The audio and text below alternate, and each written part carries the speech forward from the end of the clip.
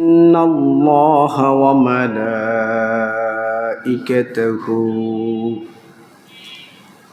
يصلون على النبي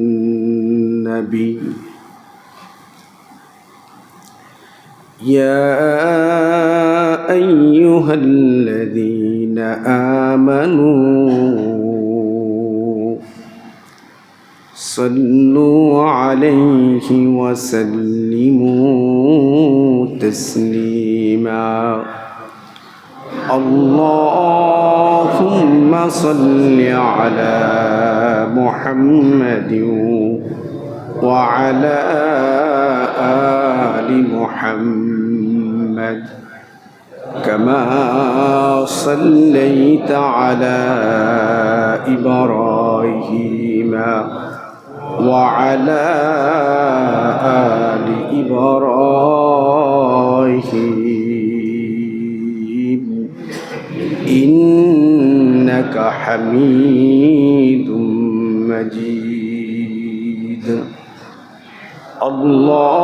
اللهم بارك على محمد وعلى آل محمد كما باركت على إبراهيم وعلى آل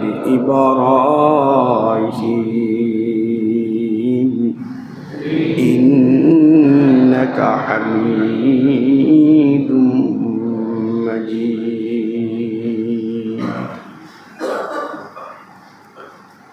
سبحانك لا علم لنا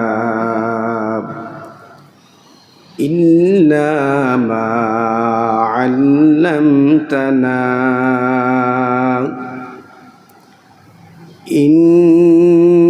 إنك أنت العليم الحكيم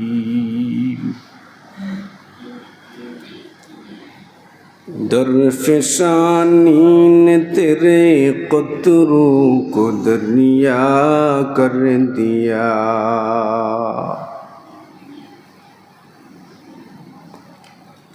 درفشانی نے تیرے قطروں کو دریا کر دیا دل کو روشن کر دیا آنکھوں کو بینا کر دیا دل کو روشن کر دیا آنکھوں کو بینا کر دیا خود نہت جو راہ پر غیروں کو ہادی بن گئی کیا نظر تھے جس نے مردوں کو مسیحا کر دیا کیا نظر تھے جس نے مردوں کو مسیحا کر دیا محترم حاضرین মহান রব্বুল ইজ্জাতের দরবারে লক্ষ কোটি বার শুকর গুজার করছি যে রব্বে করিম আমাকে আপনাকে জুমার নামাজ আদায় করার লক্ষ্যে আল্লাহর পবিত্র ঘরে আসার বসার তৌফিক দান করলেন তাই রব্বে করিমের দরবারে কালিমাতু শুকুর আদায় করি আলহামদুলিল্লাহ।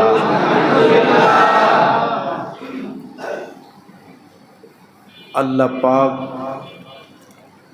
তার বিশেষ দয়া আর মেহেরবানিতে পুরা কুল কায়নাতের হেদায়েত ও কল্যাণের লক্ষ্যে আল্লাহ তাআলার সবচেয়ে মাহবুব বান্দা সমস্ত নবিকুলের সরদার সমস্ত জগতের নবী জনাবে মোহাম্মদ রসুল্লাহ সাল্লাল্লাহু আলাইহি ওয়াসাল্লাম দুনিয়াতে পাঠিয়েছেন। সেই রসুলের জিন্দিগির অংশসমূহ থেকে একটি গুরুত্বপূর্ণ দিক নিয়ে একটি বিশেষ উদ্দেশ্য সামনে রেখে ধারাবাহিক কিছু কথা উপস্থাপন করার চেষ্টা করতেছি। রাসূল করিম সাল্লাল্লাহু আলাইহি ওয়াসাল্লাম প্রত্যেকটা মানুষের জন্য, চাই সে ইমানদার চাই সে বেঈমান,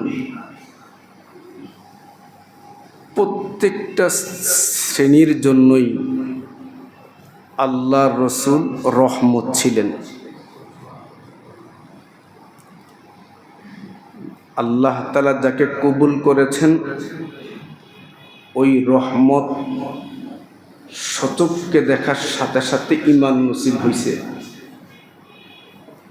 আর যাকে আল্লাহ কবুল করেননি সচক্ষে নবীর শত শত মুআজিজা শত শত রহমতের লক্ষণ দেখার পরেও তার অন্তর সজাগ হয়নি। আল্লাহ রসুলের 10 বৎসরের খাদেম,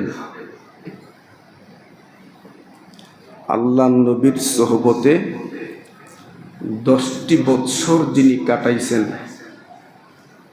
তিনার নাম হলো আনাস ইবনে মালিক রাদিয়াল্লাহু তাআলা আনহু।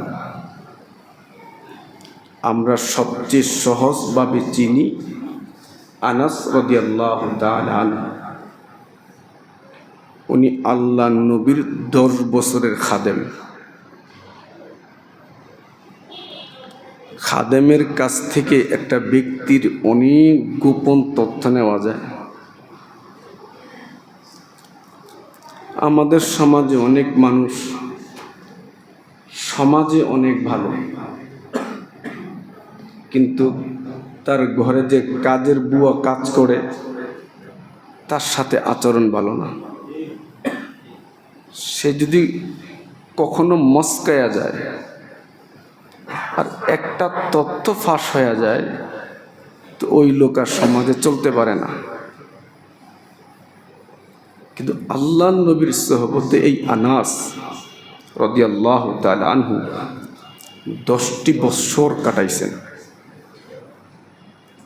সেই খাদেম আনাস বলেন, 10 বছরে আল্লাহ রসুল আমার উপর চোখ গরম করছেন, আমি তাও নবীকে দেখিনি। জবান খুলে বলেন না সুবহানাল্লাহ। কেমন একটা নবী! আমরা এখন তো কাজের বুয়ারে খুন্তি দিয়ে সেক লাগাই দেয়, অমানবিক আচরণ করে কাজের বুয়ার সাথে, তারা মানুষই মনে করে না। ওই লোকটার জন্য এমন জায়গা থাকার ব্যবস্থা করে যেখানে মানুষ থাকার উপযুক্ত না।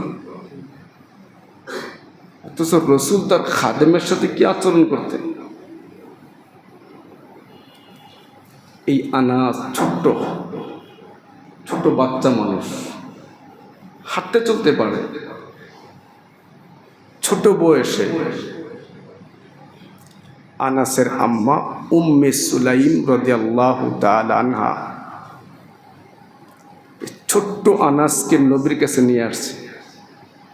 এসে বলে, ইয়া রাসূলুল্লাহ, এই আনাসকে আপনার দরবারে আমি ওয়াকফ করে দিলাম,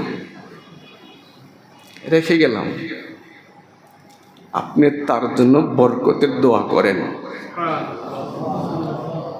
আল্লাহ রসুল তখন 2টা দোয়া করছে, এ আল্লাহ, আপনি আনাসের সম্পদে বরকত দেন। আয় আল্লাহ, আপনি আনাসের হায়াতের মধ্যে বরকত দেন। রাসূলের এই দোয়ার বরকতে সাইয়েদনা আনাসের ফসলে এমন বরকত হইত, পুরা মক্কা মদিনায় প্রত্যেক খেজুর বাগানে খেজুর ধরে বছরে একবার, আর সাইয়েদনা আনাসের খেজুর বাগানে খেজুর ধরে বছরে দুইবার।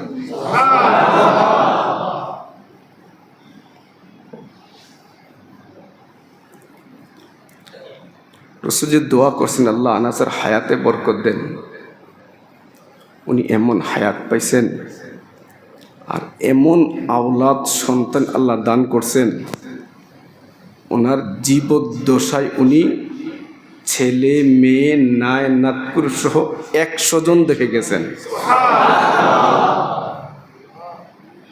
এই আনাস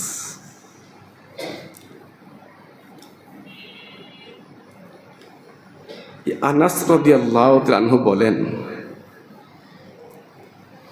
একবার আবু তালহা উনি বাড়িতে এসে বলেন তার বিবি উম্মে সুলাইমকে যে আমি আজকে নবীর কণ্ঠটা একটু ভাঙ্গা ভাঙ্গা দেখলাম, একটু দুর্বল দেখলাম, মনে হয় রসুল খুব ক্ষুধার্ত। আনাসের মাকে আনাসের বাবা বলতেছে যে আমি আজকে নবীর কণ্ঠটা একটু চাপা চাপা দেখলাম, মনে হয় রসুল খুব ক্ষুধার্ত, ঘরে কি কিছু আছে? কথাগুলো খুব মনোযোগ দিয়ে শুনেন। তো উম্মে সুলাইম বলে, ঘরে তো তেমন কিছু নাই, কয়েকটা জবের রুটি আছে, এগুলো ছিললে বেশি হবে না, 1-2 জন ব্যক্তি একটু তৃপ্তি সহকারে খেতে পারবে। বাস একথা শুনেই আবু তালহা রাদিয়াল্লাহু তাআলা আনহু উম্মে সুলাইম একটা কাপড় টান দিয়ে এনে এই জবের কয়েকটা টুকরা রুটি একটা কাপড়ের টুকরার এক পাশে একটু গিট্টু দিয়ে বেঁধে দিলেন। গিট্টা দিয়ে বেঁধে দিয়ে এই আনাস তখন ছোট, তো সাইয়েদনা আনাসের মাথায় দিয়ে আল্লাহর নবীর দরবারে পাঠালেন, নিয়ে যাও। রুটি কিন্তু অল্প কয়েকটা। আনাস রাদিয়াল্লাহু তাআলা আনহু এই রুটি নিয়ে নবীর দরবারে গেলেন, যে দেখেন আল্লাহ রসুল মদিনার মসজিদে সাহাবায়ে ইকরামকে নিয়ে মজমায় বসে আছেন। সাইয়েদনা আনাসকে দেখে রসুল বললেন, আবু তালহা পাঠাইছে? সাইয়েদনা আনাস বলেন, জি। খাবার দিয়ে পাঠাইছে? বলে, জি। চলো। চলো বলার সাথে সাথে রসুল একা চলেননি, পুরো মজমা চলছে। এই দৃশ্য দেখে আনাস তো আর হুঁশ নেই, যে রুটিতে এত মেজমানের হবে, এত মেহমানের হবে না। উনি খুব দ্রুত হাঁটলেন, ঘরের ভিতরে প্রবেশ করলেন, যে বললেন, আল্লাহ রসুল পুরা মজমা বিশাল জামাত নিয়ে চলে আসছে।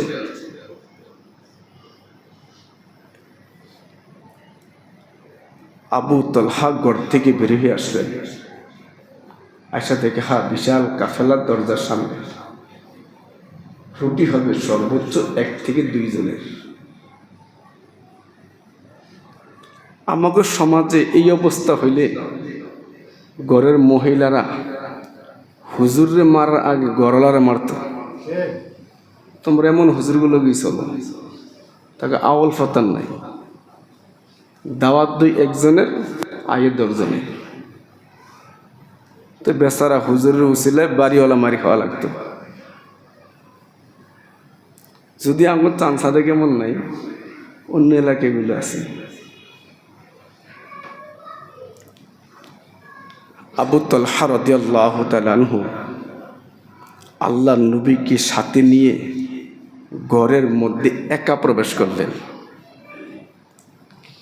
আল্লাহ রসুল বললেন, কি আছে তোমাদের?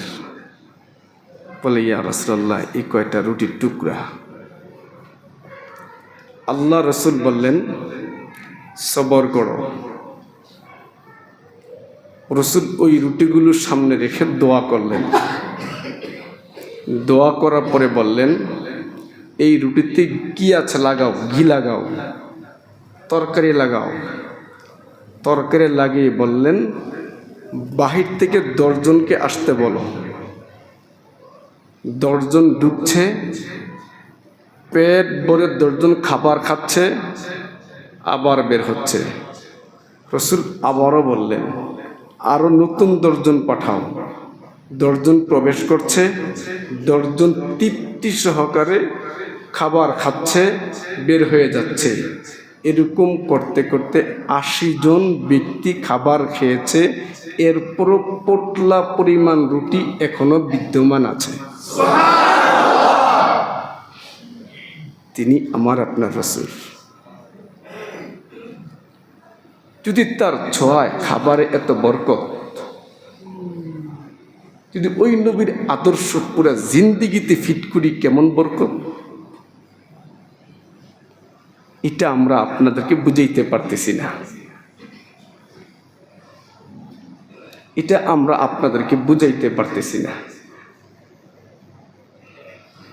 ওলামায়ে কেরাম যে আপনাকে আমাকে হকের উপর রাখতে চায়, ওলামায়ে কেরামরা যে নিজের উপর দায়িত্ব চাপায়া নিয়া আল্লাহ এবং আল্লাহ রসুলের নির্দেশে নিজের উপর কাজ বানায় নিয়া এই উম্মতের ঈমান বাঁচার ফ্রি করতেছে, ঈমান বাঁচানোর জন্য জান তর মেহনত করতেছে।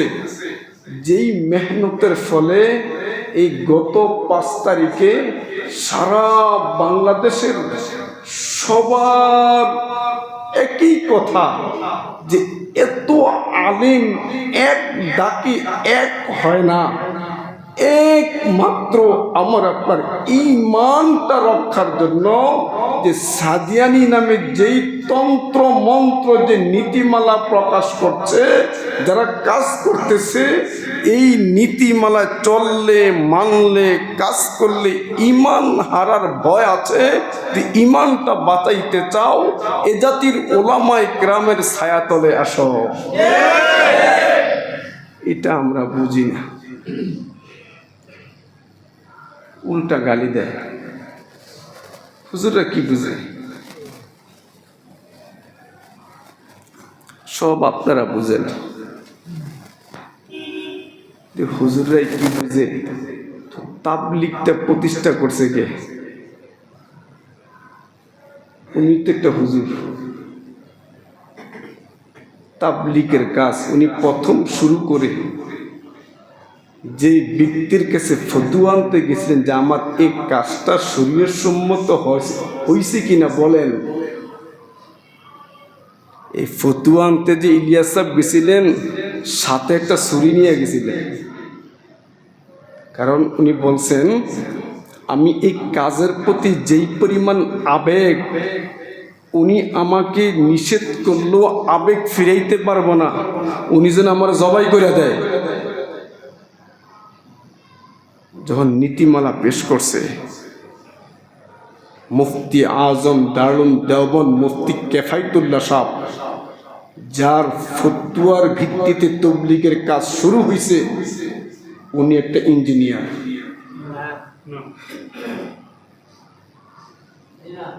কি উনি কি তো শুরু করলো একজন আলেমে, যার ফতোয়ার ভিত্তিতে কাজটা মজবুত হইলে উনি একটা ইঞ্জিনিয়ার। কি আলেম। সর্বপ্রথম ইলিয়াস সাহেব রহমতুল্লাহ আলাইহি যখন গঠনমূলক কাজ শুরু করে জামাত নিয়ে যেখানে গেছিলেন, তিনি ছিলেন হাকিমুল উম্মত শাহ আশরাফ আলী থানভী রহমতুল্লাহের কাছে,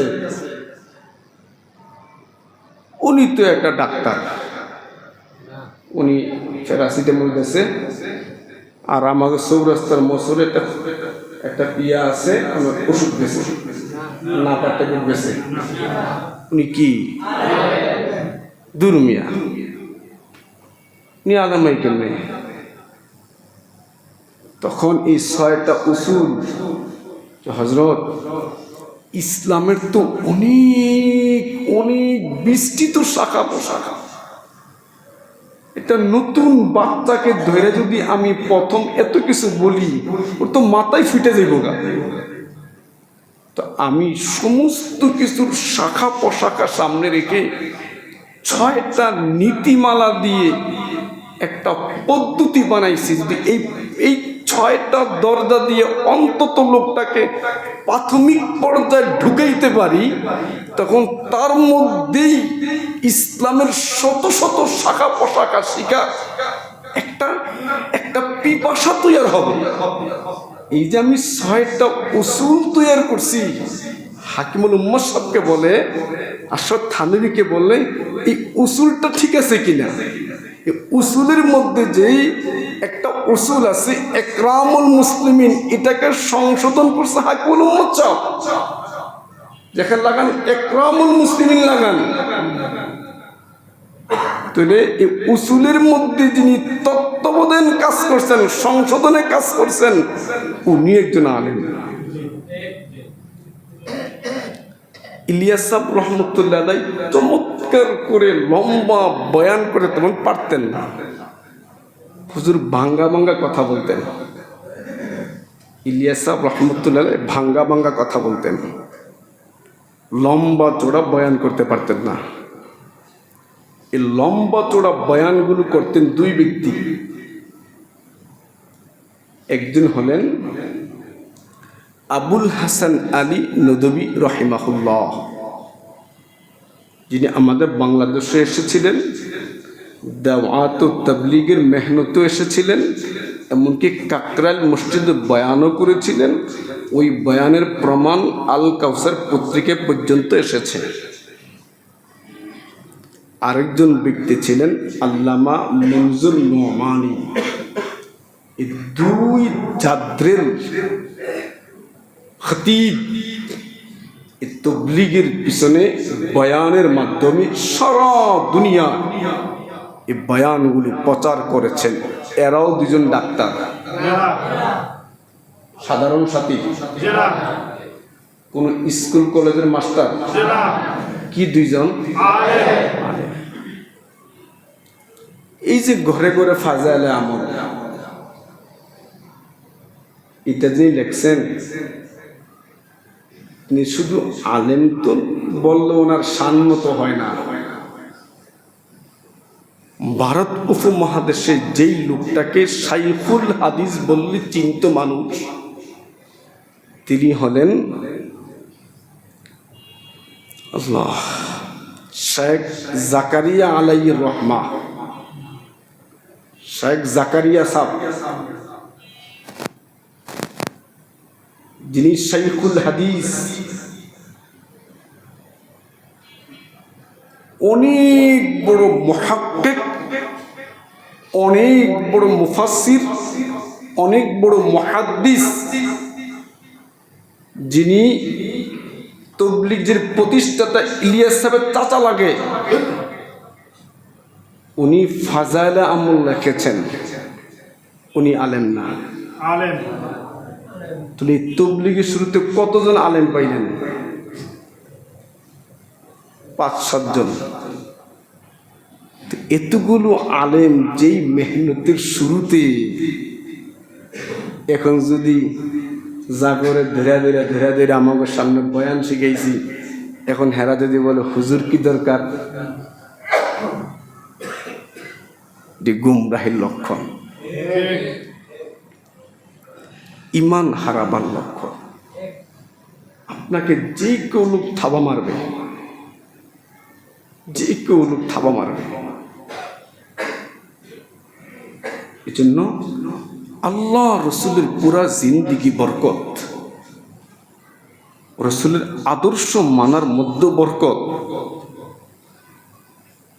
দাওয়াত তাবলীগ এটা দিন, দিন মানে দিনের একটা অংশ। দিনের অংশ মনে করলে এটা আমিও আমার মন মতো করার কোনো এখতিয়ার নাই। যদি এটা দিনের অংশ মনে করি তাহলে কোরআন হাদিসের ভিত্তিতে এই কাজটার জন্য প্রমাণিত,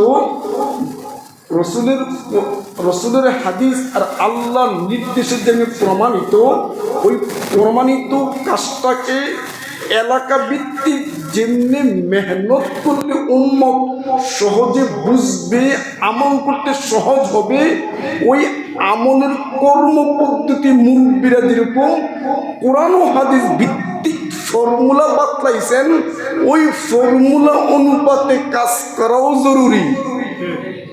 আমার নিজের ফর্মুলা বানায় করলে ফেতনা সৃষ্টি হইব।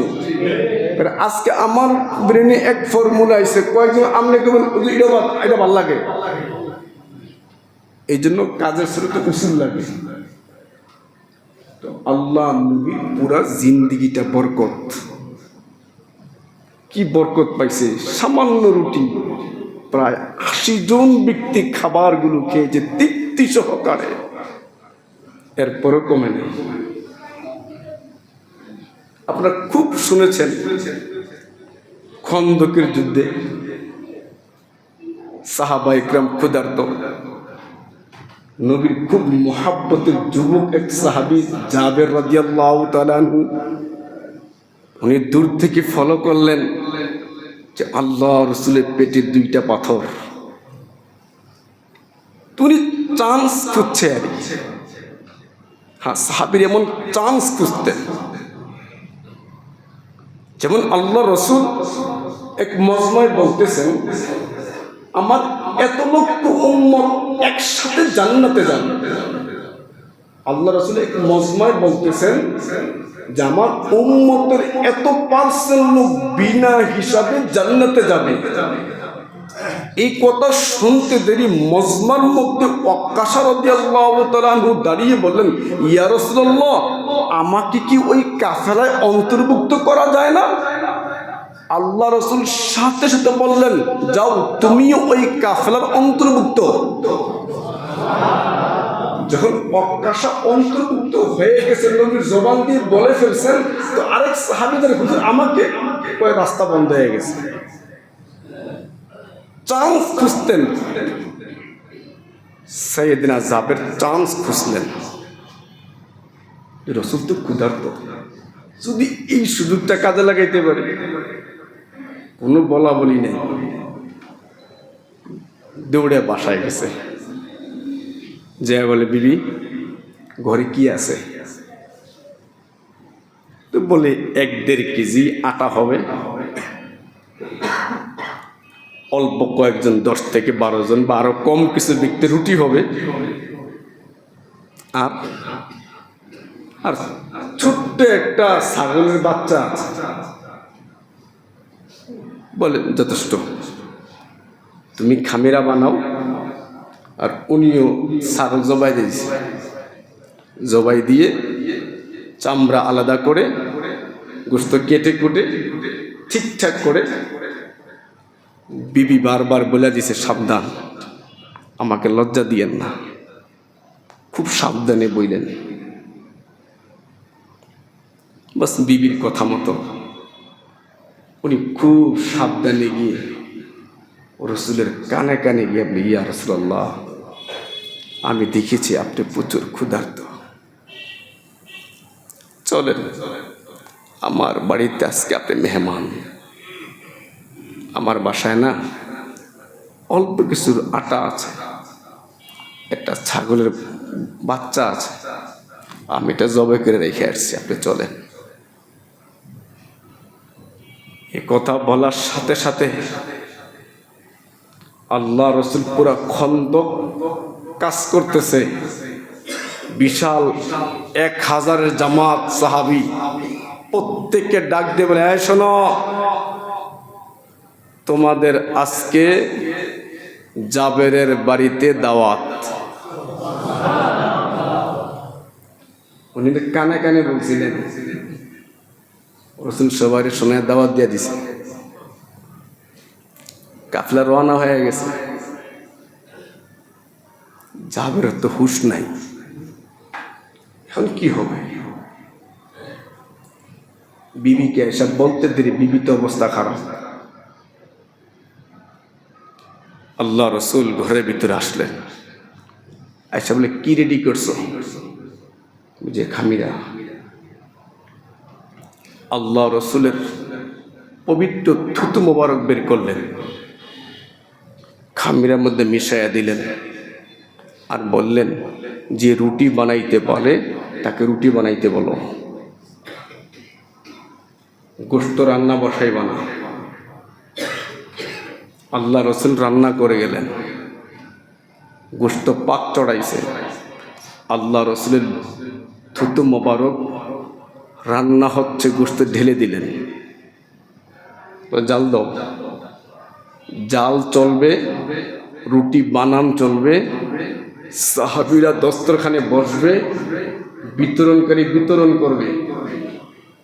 কথা খেয়াল করবেন, রুটি বানানেওয়ালা বানাচ্ছে, যেই খামেরে দিয়ে রুটি হবে 10 থেকে 12 জনের, সেখানে প্রায় 1000 সাহাবী।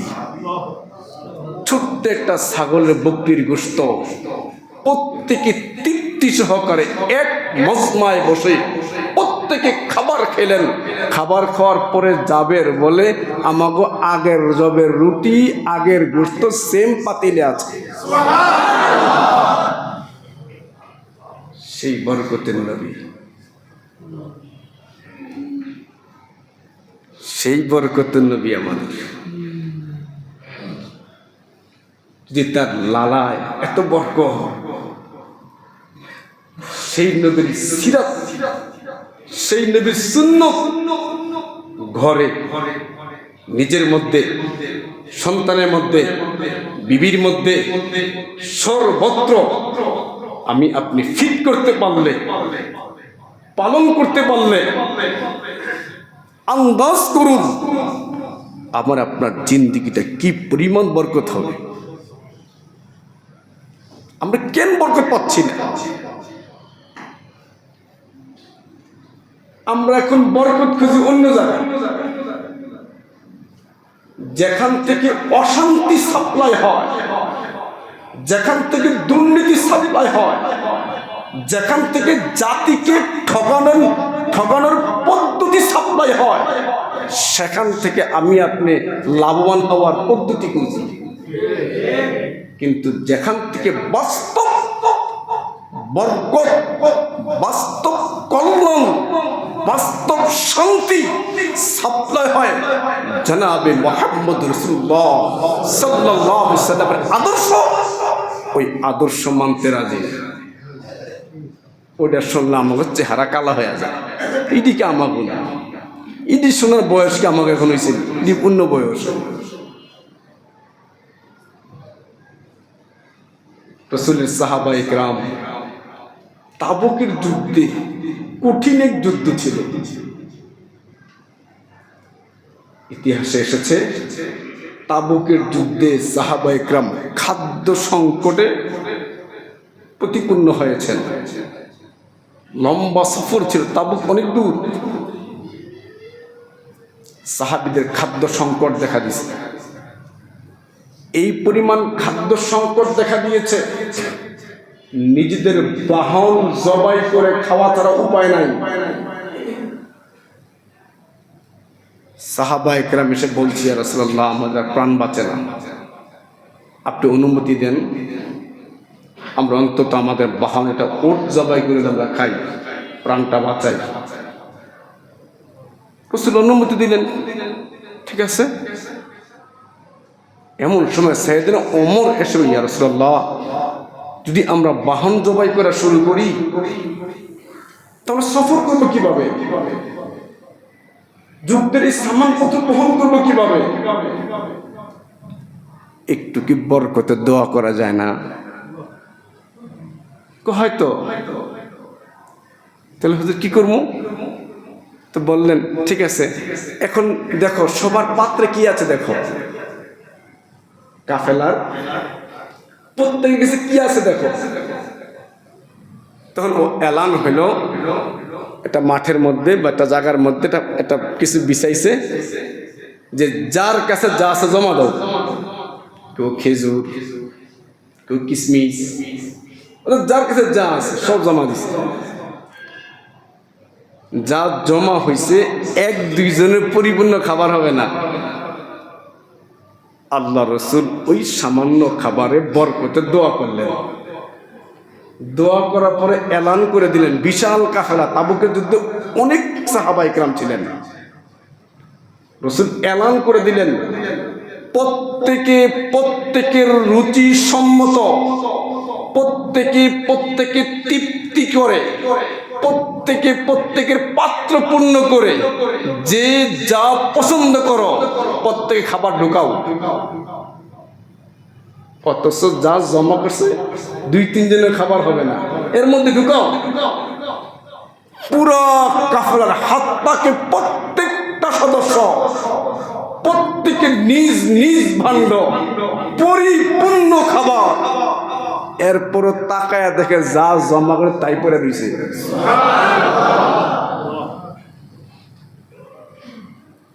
আরেক যুদ্ধে চলতেছে কাফেলা, রাস্তার মধ্যে খাবার নাই। সাইয়েদনা আবু হুরায়রা রাদিয়াল্লাহু তাআলা কয়টা খেজুর নিয়ে গেছে, সম্ভবত 21টা খেজুর। আল্লাহ রাসূল 21টা খেজুর হাতে নিয়ে 21টা খেজুর, বিসমিল্লাহ বিসমিল্লাহ বিসমিল্লাহ, 21টা খেজুর 21 বার বিসমিল্লাহ বলে বলে বলে বলে বাস করে শোয়াইছিল। শোয়া সবটা আবার জমা করছে, জমা করে চাপ দিছে জোরে, দেখা বলে লিয়া যাও, যাও সাবধান, কোনদিন এই পাত্র পরিপূর্ণ খুলবা না। যতদিন ইচ্ছা, যেই পরিমাণ ইচ্ছা নিজে খাও বা কাউকে দিবা, সব ব্যবহার করবা, পরিপূর্ণ কখনো পাত্র উল্টাইবা না।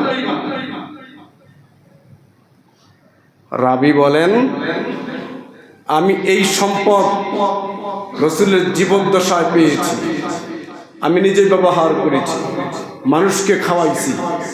রসুলের ইন্তেকালের পরে সাইয়েদনা আবু বকরের জীবন পেয়েছি, ব্যবহার করেছি। সাইয়েদনা আবু বকরের জীবনের পরে উমরের জিন্দেগি খেলাফতের 12 বছর পেয়েছি, এটা ব্যয় করেছি। সাইয়েদনা উসমানের জীবন পেয়েছি। সাইয়েদনা উসমান যেই দিন হত্যা হয় ওই দিন গ্যাঞ্জামে আমার এই থল্লাটা হারায়া যায়। কমপক্ষে 30 বছরের চেয়ে বেশি উনি এই খেজুর ব্যবহার করেছেন 21টা থেকে।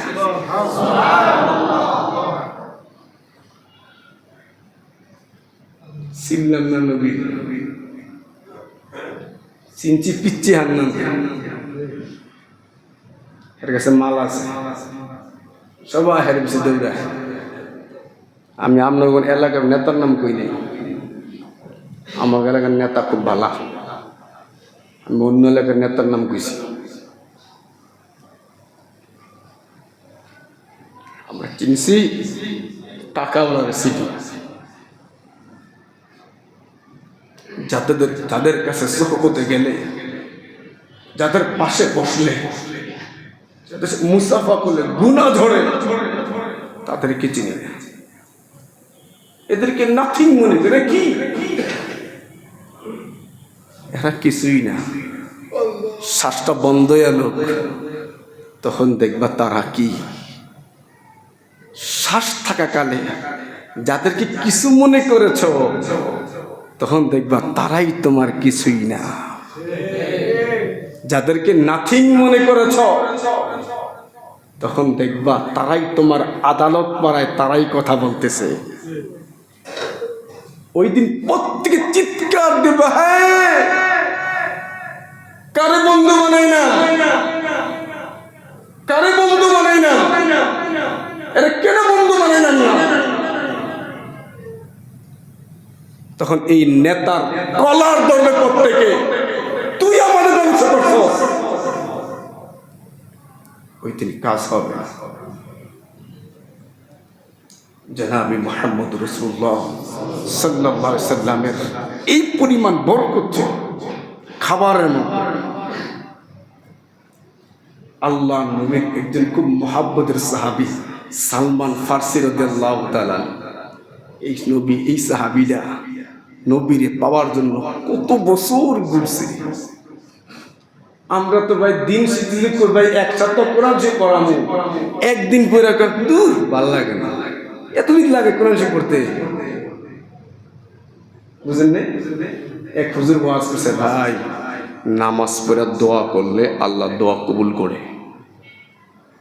হুজুরের কথা শুনে ফজর নামাজ পড়ছে, পড়া দোয়া করছে, আল্লাহ আমার এই লাগবো, আমার সেই লাগবো, এই দেন সেই দেন। জোহরও পড়ছে, আসর নামাজ পড়ে কো তুইও তো ডাকলাম, আল্লাহ তো আওয়াজ দিল না। দুই ওয়াক্ত নামাজ পড়ে আল্লাহ ডাক দেন একা, বিরক্ত হয়ে গেছে গা। এই লামক অবস্থা, ধৈর্য নাই, আমাকে ধৈর্য নাই। সালমান ফারসি রাদিয়াল্লাহু তাআলা আনহু, কত রাজার দরবার, কত পাদ্রীর কাছে একটা স্বাধীন মানুষ গোলামিয়াতের জিন্দিগি বরণ করতে করতে করতে করতে কত ব্যক্তির হাতে গোলাম হয়ে বিক্রি হইতে হইতে শেষ পর্যন্ত আল্লাহ নবীর বিবি সাইয়েদনা খাদিজা রাদিয়াল্লাহু তাআলা আনহার আত্মীয়র হাত ধরে আল্লাহ নবীর কাছে এসে বসে। এক পর্যায়ে ইমানের দৌলত নসিব হইছে, তখনও সে গোলাম। এখন তিনি গোলামিয়াত থেকে মুক্তি পেতে চান। তো আল্লাহ রাসূল বললেন, তুমি তোমার মনিবের সাথে কথা বলো, সে কোন পন্থায় তোমাকে মুক্তি করতে চায়। রাসূলের কাছ থেকে আশ্বাস পেয়ে সালমান ফারসি রাদিয়াল্লাহু তাআলা আনহু উনি ওনার মনিবের সাথে কথা বললেন, আপনি আমার একটু মুক্তির ব্যবস্থা করেন। শুনেন, এই কথা বলার পর মনিব বলে, আমি তোমাকে দুই শর্তে মুক্তি করতে পারি।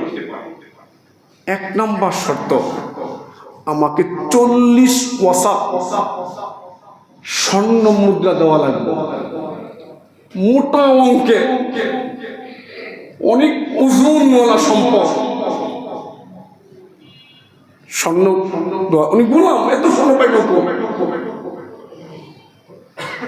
2 নম্বর, আমাকে 300 খেজুর গাছ লাগাই দিবা। এই 300 খেজুর গাছে খেজুর ধরবে, পাকবে, তারপরে আজাদ দেবে। ওরে ভাই, এটা খেজুর গাছ লাগাবে একটা না 300, বেটা গোলাম এতটাই পাইব, স্বর্ণ পাইব। আর খেজুর লাগাইলে হবে না, এই গাছ বড় হইব। একটা গাছ বড় হইতে লম্বা সময় লাগে, এরপরে খেজুর ধরবো, এরপরে পাকবো। আল্লাহ নবীকে সে ইয়া রাসূলুল্লাহ, কঠিন এক শর্ত। আল্লাহ রাসূল সাহাবায়ে কেরামের জামাতকে ডাকলেন, তোমার এই সাথীর ব্যবস্থা করো। সবাই স্বর্ণ মুদ্রা দান করছে, স্বর্ণের ব্যবস্থা হলো। আর বললেন, তোমরা কেউ 10টা চারা, কেউ 5টা চারা, যে যা পারো এরকম 300 চারা ব্যবস্থা করো। ব্যবস্থা করছে। আল্লাহ বললেন, সালমান তুমি গর্ত করবা, ওই গর্তের মধ্যে আমি খেজুরের চারাগুলো বপন করব। সালমান ফারসি গর্ত করেন। আল্লাহ রাসূল তার নবুয়তি হাতে 300 খেজুর গাছ বপন করলেন। যে খেজুর গাছ পরিপূর্ণতায় আসে, এরপরে খেজুর ধরে এক যুগ লেগে যায়, সেই খেজুর গাছ 1 বছরের মাথায় বড় হয়ে একটা খেজুরের চারাও মরে নাই। প্রত্যেকটা খেজুরের গাছ 1 বছরে পূর্ণ হয়ে পরিপূর্ণ খেজুর ধরে পেকে 1 বছরে সালমান ফার্সি মুক্তির ব্যবস্থা হয়ে গেল। সেই মা আমার আপনার নবী, আমার আপনার রাসূল।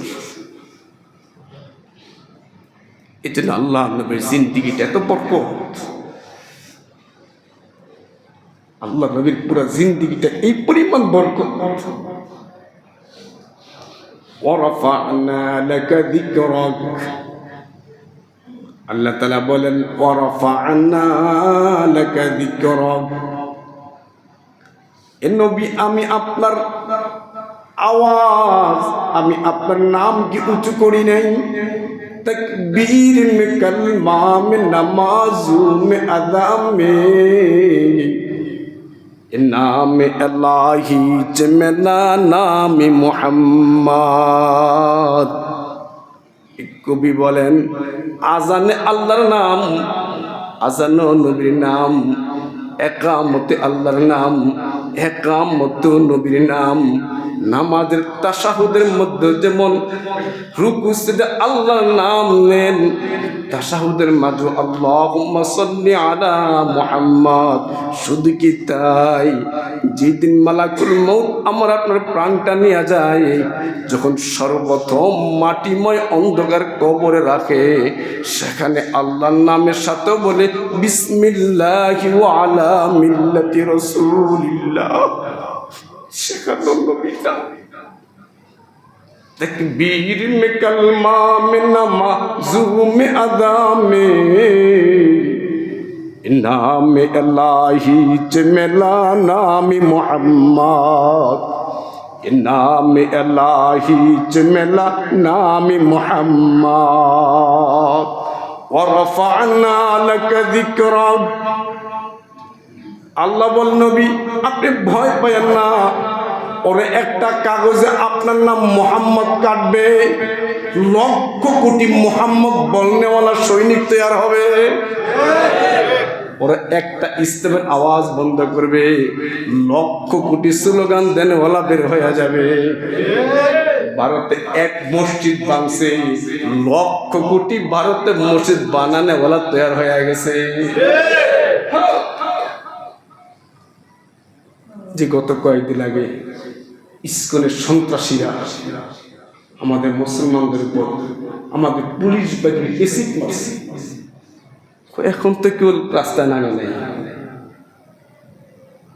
এখন তো কেউ না হিন্দু করে মারতেছে। কি পরিমাণ চক্রান্ত আমাদের উপর চলে। এই জন্য তাওহীদের ভিত্তিতে আমরা এক হতে হবে। আল্লাহ নবীর জিন্দেগি পরিপূর্ণটাই বরকত। এই যে মাত্র 2টা কথা বলছি, খাবারে বরকত, খেজুরে বরকত, এর ভিতরে অনেকগুলো হাদিসের ওয়াকে আরো আছে, আরো আছে। আপনি আরো প্রসিদ্ধটা জানেন, এখানে বলছে আমি কয়েকবার, যেই জাবের রাদিয়াল্লাহু তাআলা আনহু আল্লাহর নবীকে বাড়িতে দাওয়াত দিয়ে নিয়ে খাবার খাওয়াইছিলেন, এই সাইয়েদনা জাবের বাবা ইন্তেকাল করেছেন বহু টাকা ঋণ রেখে। ওনার বাবা এই পরিমাণ ঋণ রেখে মারা গেছেন, ওই ঋণের টাকা কয়েক যুগ মানে কয়েক বছর 5-7 বছর লাগাতার খেজুর পারে, ওই খেজুর দিয়েও প্রত্যেক ঋণদাতা ঋণ পরিশোধ হবে না। আল্লাহ রাসূল সেই 1 বছরের নামানো খেজুর দিয়ে ওই খেজুরের স্তূপে দোয়া করে, ওই খেজুর স্তূপের উপর বসে আল্লাহ রাসূল জাবের, এখন তোমার হাতে মেপে মেপে প্রত্যেকের কি পরিমাণ ঋণ আছে তারা বলবে, তুমি মেপে মেপে প্রত্যেকে ঋণ দিবা, যেই ঋণ একাধারে 4-5 বছরের খেজুর নামাইলেও শোধ হবে না, ওই 1 বছরের খেজুরের নামানো খেজুরের স্তবে রসুল বরকতের দোয়া করে একবারেই সবার ঋণ পরিশোধ হয়ে গেছে। সাইয়েদনা জাবের বলে, আমি তাকায়া দেখি যা নামাইছিলাম খেজুর তাই আছে, কমে না একটুও।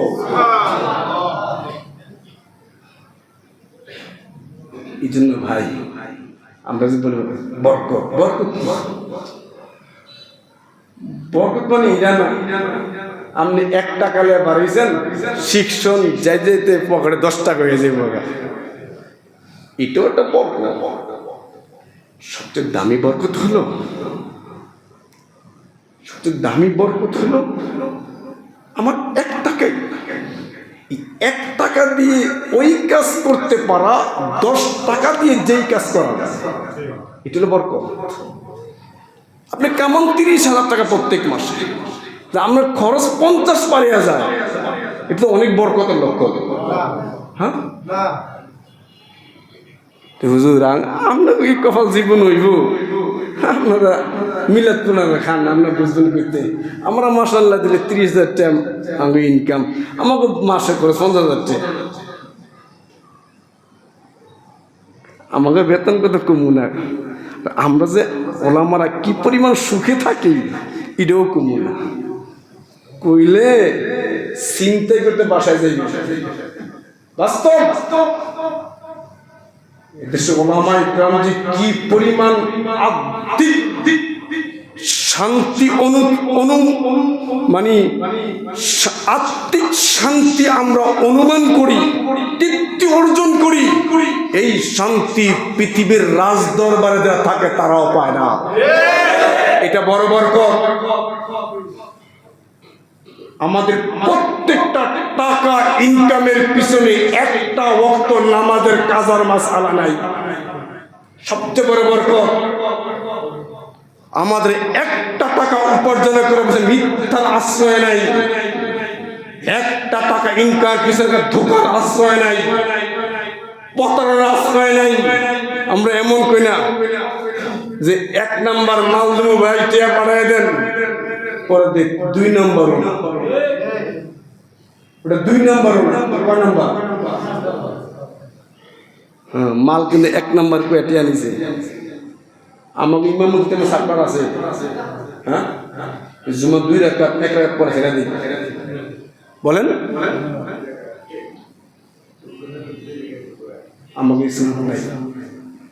এটা বড় বড় যে পোশাক পরবো, ওই পোশাক আমাকে আল্লাহর দিকে যে বড় বড় এমন বাসায় থাকবো যে বাসায় ঢুকলে বসলে আল্লাহ কথা মনে পড়ে, আমাদের কথা মনে পড়ে। বড় বড়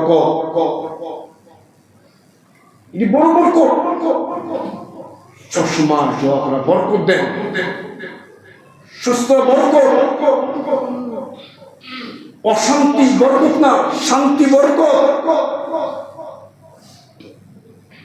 আজকে হাজার মানুষ এই বরকতটা বুঝে না, কেমনে বাড়াবে কেমনে বাড়াবে কেমনে বাড়াবে, এই ফিকির এই তদবির।